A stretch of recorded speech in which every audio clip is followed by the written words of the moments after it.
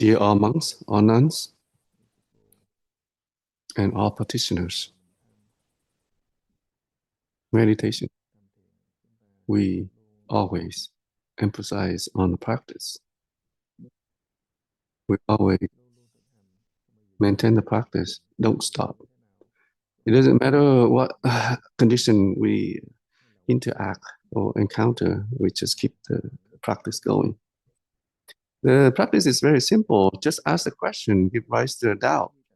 The purpose is to maintain the doubt, prolong the doubt. When we're talking about maintain the doubt, we don't use the consciousness, or we don't assume, we don't, because of the thought that we're taking birth and death seriously. That's why we maintain the doubt. And we ask the question. So if we do this, then the doubt will come up. So it's just like believing in our own mind, then we don't give out flow thought. So the expedient is very simple, but because of the karma, keep, and this is a cycle, and this will keep us in the samsara. Because of the cause and effect, that's why it's we have karma. We create.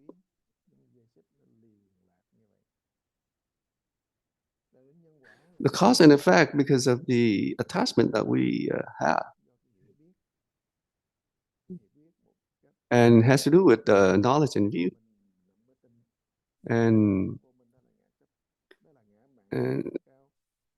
And this will lead us to arrogant, self-attachment.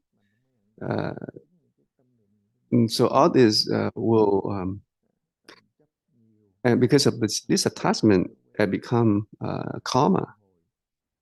And that's why we stay in the cycle of birth and death. And that's why we don't believe in our own mind, and we don't have a clear understanding or clear vision about karma. So in the sutra, the Buddha mentioned because of our ignorance, because of our stupidity, that's why we accept enemy as our children, our loved ones.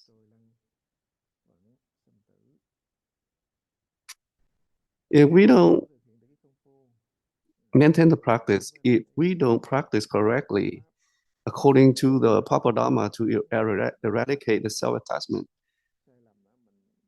then sometimes we assume the practice, the wrong practice as the right practice. And this is just like accepting the enemy as our loved one. So the experience means there's indirect and direct. So direct practice, direct Dharma Do,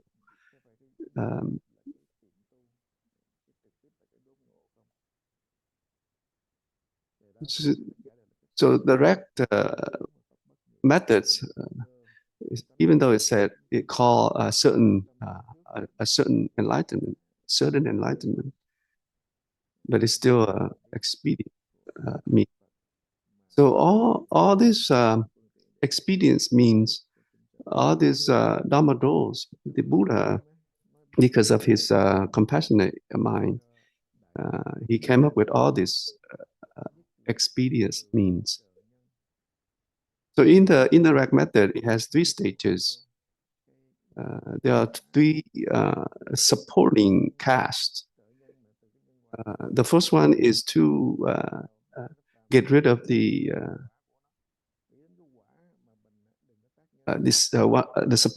supporting factors. So they're saying the ordinary afraid of the effect, the result, the fruition, but the bodhisattva, they worry, they're afraid of the cause that they create. So in the Suragama Sutra, it mentioned about the pungent plants, the garlic, onion, stuff like that. That is also one of the supporting factors that will uh,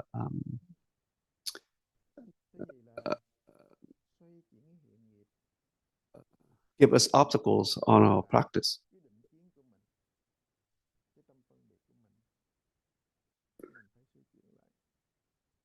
So another factors, another supporting cast, like when we see things that we made mistakes or we made mistakes, wrongdoing, shortcoming, then we need to repent.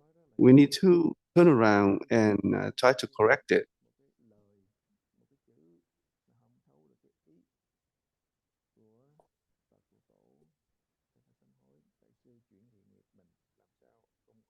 So we need to correct it so that we not um, we not be arrogant, and then we just keep the practice going to sweep out all these habits, all this karma that we are having, because karma will lead us to the birth and death, lead us to and the third supporting cast is to sweep out the lust, to eradicate the lust. Has to do with the desire, because has to do with the subject and objective. So like fame, wealth, all this has to do with desires, and this has to do with greed as well.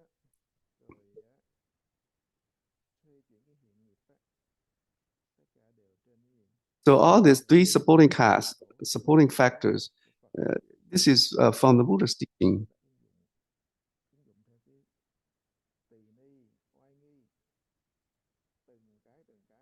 So all the teaching from the Buddha, like precepts, like adornments, all this, Buddha set out for us as a practitioners to pay attention so that we can eradicate all these habits. And this has to do with the practice to eradicate. But because we don't have the basic understanding, the basic of the practice, the basic, then we may practice wrong. So this is all the teaching from the Buddha, the patriarch or good no advisors, to remind us.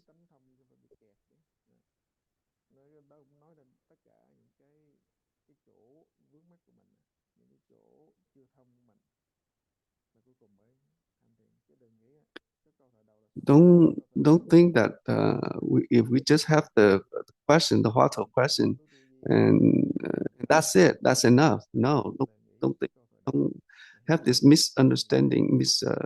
Don't make this mistake.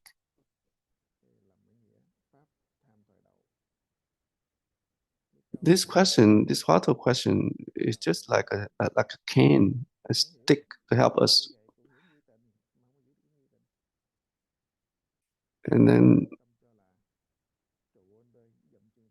the can, the question is not the doubt. So we have to be very careful and always rely on good no advisor, and always maintain the practice, and together with the same practice with the same, so that we can maintain practice. So there are some individual, even though they practice for 40, 50 years, and they not get familiar with the practice, and they still maintain the karma. They still have the karma, and never be able to go back to the self nature. So this is the sharing that I would like to share. So now anyone who has any question about the practice, then bring it up. Namo Sakyamuni Buddha.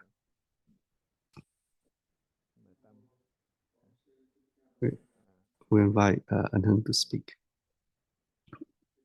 Namo Sakyamuni Buddha, dear Master, dear the rest of the assembly, I I recognize the knowledge and view. It doesn't help the practice, but this knowledge and view remind us to return to go back to the practice. But so I would like to share my knowledge and view, so so that you can help me. Uh,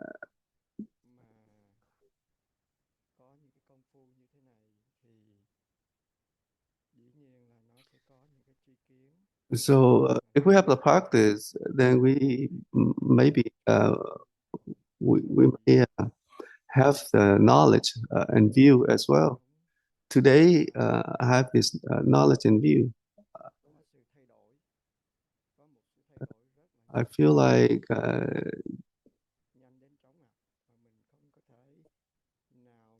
that's a big change. That's a quick change.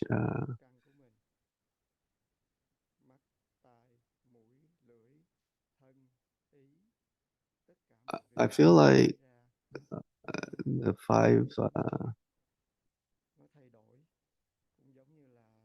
like he's saying, it seems like everything is changing so quick. It's just like a baby face when like a newborn baby, like a newborn, the face, the body, first month, first years, and they take pictures, the baby pictures, and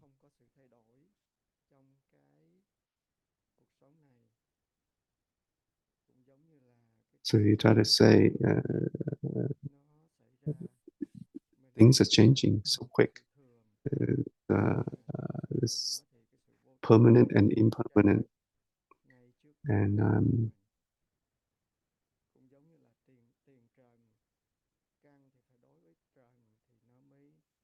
now he's talking about the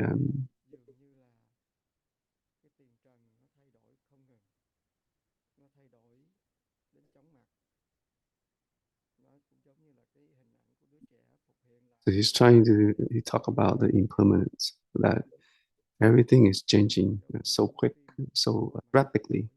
It's just like a movie, like watching a movie, and it's for him it's like because it's changing so quick.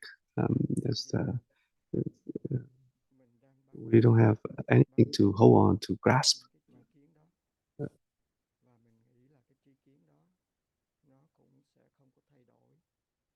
But I feel like the knowledge and view that we are gaining or we are having, um, the knowledge and view is also changing as well. But sometimes we attach to this knowledge and view and we try to protect this knowledge and view. And if we do this, then this will create obstacles for ourselves. And not just for ourselves, but it's also create obstacles for other people as well, because we want to protect this knowledge and view because we think that it's not changed. But even uh, but it's changing. It's changing so quick.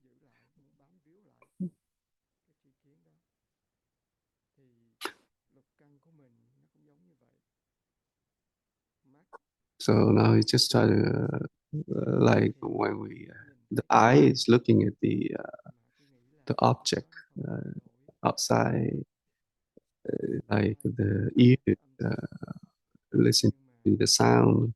So like sometimes we hear things on the sound, we hear the sound, and then sometimes we attach to the sound, and then sometimes the things that we don't want to hear, we dislike, like, and then also the nose when we smell the good scent, good scent, and then we like it, and then we attach to it, and then we don't, and then also the bad smell, and we don't want to let go. We don't want to. We dislike. So like the mouth, as we want to has to do with taste, good taste or bad taste, and then we dislike or like. So the flavor, if we like and we want to keep it and maintain it, and we want to have that flavor, taste, and like the body we come in contact with, and then we want to things we like it, we feel comfortable with, then we get attached to. So then the mind, the six, and the mind is keep changing, but then when we have knowledge and view, we want to keep it. So everything is changing so quick, so fast in front of this six.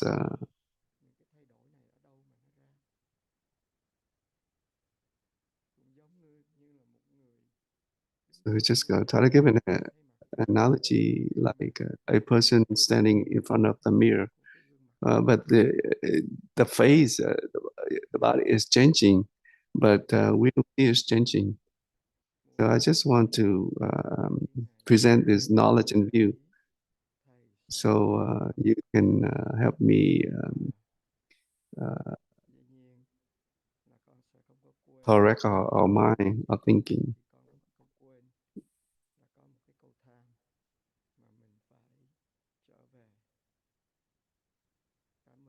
So thanks, Master, and thanks the rest of us family.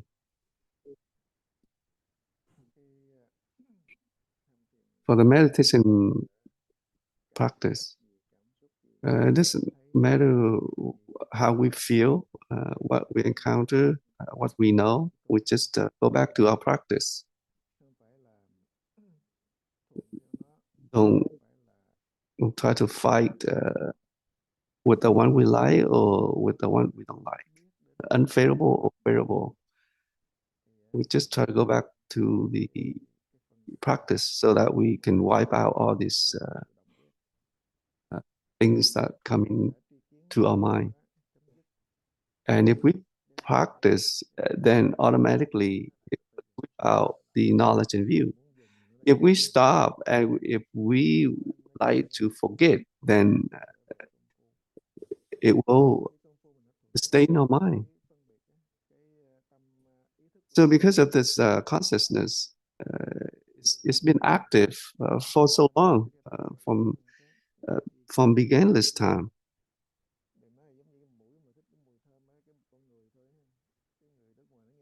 So like example like our nose, for some people, they smell durian and they couldn't stand it. They try to run away. But some people, when they smell durian, they like it, and they think it's smell good. They like. So sometimes people think this is right, but other people think it's wrong. So this people, this is all this knowledge and views. So like the doctor, like between dogs and human, like when the humans waste, we smell so bad, but the dogs they like it. They don't smell bad like we do. So each living being has it's different.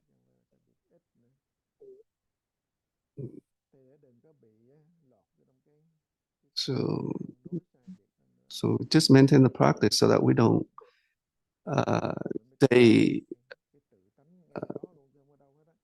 so that we don't stay with the individuality.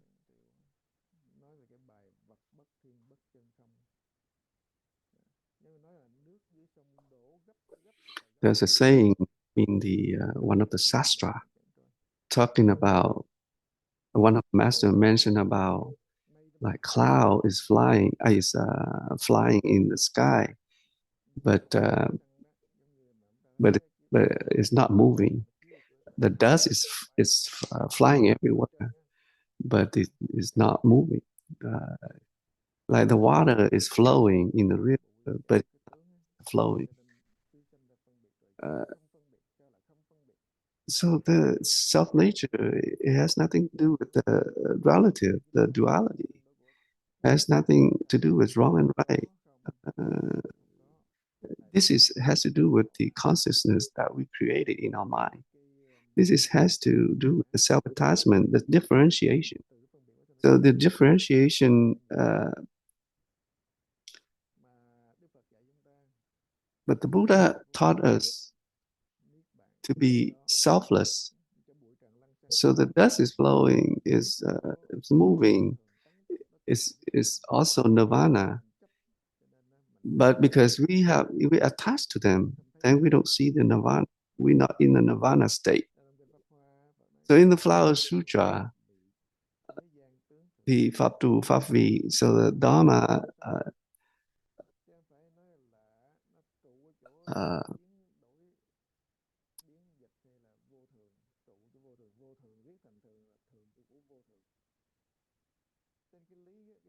so the other theory, it's just the experience means.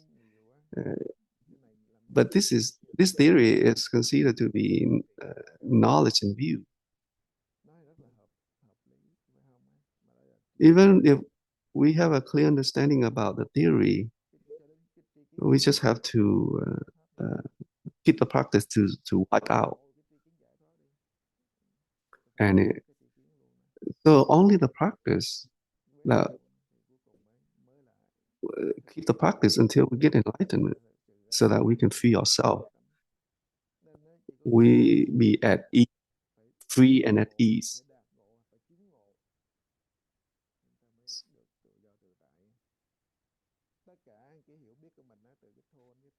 So if we just focus on the practice to go back to the self-nature and maintain the practice, then all the good, bad, unfavorable condition or favorable condition, they don't bother us, distract us. So the wrong and right, now maybe it's right, but maybe later is wrong. Maybe it's wrong now, but later it's right. So it's never has to have a fixed state in our mind.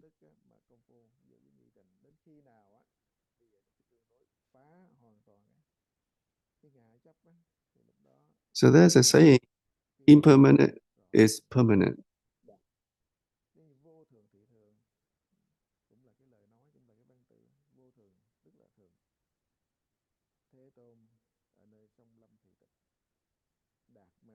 So when we're talking about birth and death, we're talking about nirvana or birth. This is all in a dream. So when we get enlightened, then the non-duality.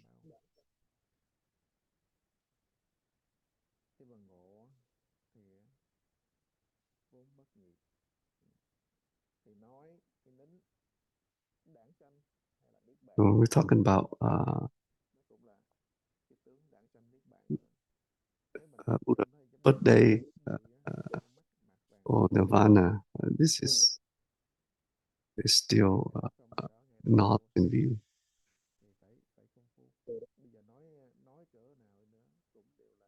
So for us to believe in our own mind, we just have to strengthen the belief in our own mind, and we just need to go back to our practice.